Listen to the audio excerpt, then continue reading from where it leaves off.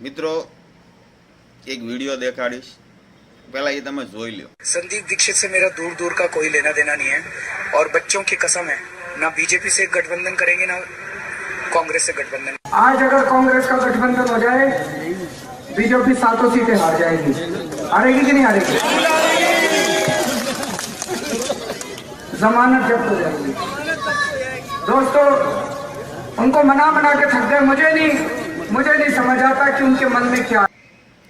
હવે વિચાર કરો કે રાજનીતિ માટે પોતાના બાળકોની જેણે કસમ ખાધી અને રાજનીતિ જ માટે એની કસમ તોડી અને ગઠબંધન કર્યું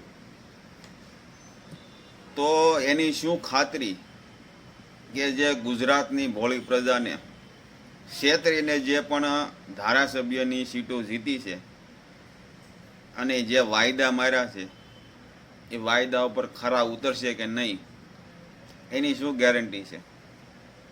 જણાવજો કોમેન્ટમાં। જય સિયારામ।